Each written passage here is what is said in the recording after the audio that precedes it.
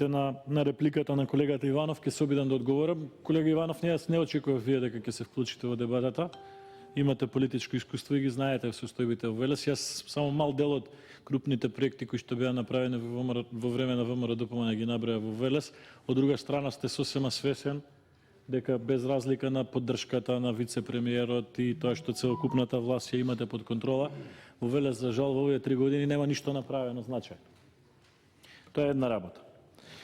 На прашањето зошто сега, а не за буџетот во 2020, господине Иванов, ќе ви дадам одговор заради тоа што овој амандман го поднесов и за буџетот за оваа година, за 2019, памтите.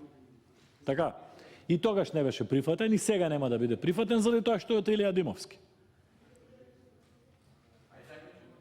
Ајде заедно ќе го поднесеме, нема никаков проблем. Само да тргне работа. 3 години со истата аргументација сме закочени. Само да тргне работа. Она околу објаснувањето за канализација и за пречистителна станица. Тука не е приказката што е постаро кокошката или јајцето. Тука има чисти законски норми, господин Иван. Нема да дозволам да ме навлечете на тоа дека се грижам за граѓаните на Велес, а не се грижам за граѓаните на Јаболчиште, ако тоа ви беше целта. Има законска регулатива која што вели не можете да изградите секундарна канализација ако нема кај да ја однесете. А ако ја изградите секундарната канализација во Јаболчиште, ќе треба да ја внесете во езерото. Сега диво тече. Така, знаете, и јас и вие, иако многу ретко можеме на лице место да направиме увид. Господинот Муртезани е таму секојдневно. Диво тече. Но не можете да изградите секундарна канализација според закон и не е, дури и не е ни логично, еве нека не е ни закон. Поради тоа што ако ја изградите канализацијата во тие населени места, треба да ја однесете некаде. Нема кај да ја однесете, освен природно да тече таму каде што е езерото. И треба со цевки, фекалиите од тие две села да ги внесете во езерото. Вака бар некако можеби со тој водотек се седиментира од селото до езерото. Значи, мора прво пречистителна станица, па секундарна канализациона мрежа. Или бар паралелно кој ќе се пушти во употреба да биде и едното и другото. Нема друг начин.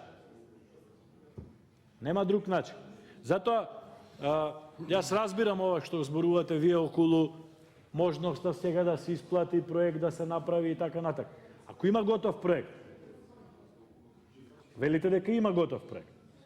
Ако ги внесеме овие средства во ребаланс, ќе има готов проект, ќе има средства, може да се тендерира веднаш. Тие се два услови. Да има проект и да има средства. Ќе може да се тендерира веднаш.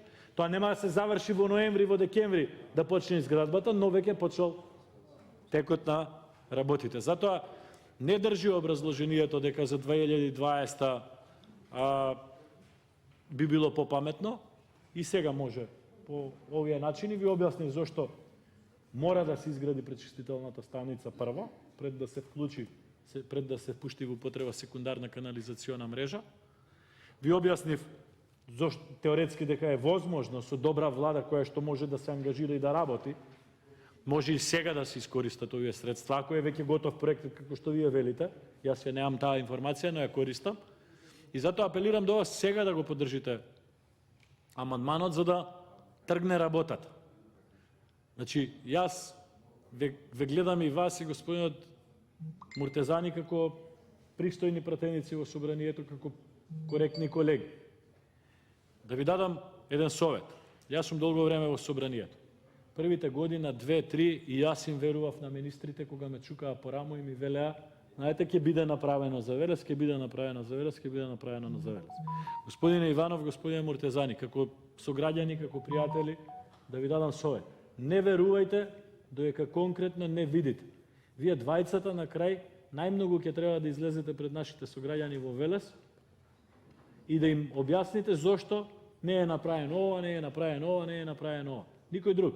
Ни министри ќе ви дојдат, кои ќе дојдат парламентарни избори, ни градоначалник ќе ви дојдат. Мислите? Да. Никој нема да ви дојде, вие ќе објасните. Не верувајте. 3 години сме во парламентов, ниту еден стратешки проект за Велес не е направен, а јас ги слушам министрите кога се фалат дека за 20 работи се обезбедени пари. Благодарам. Најавувам дека ќе продолжиме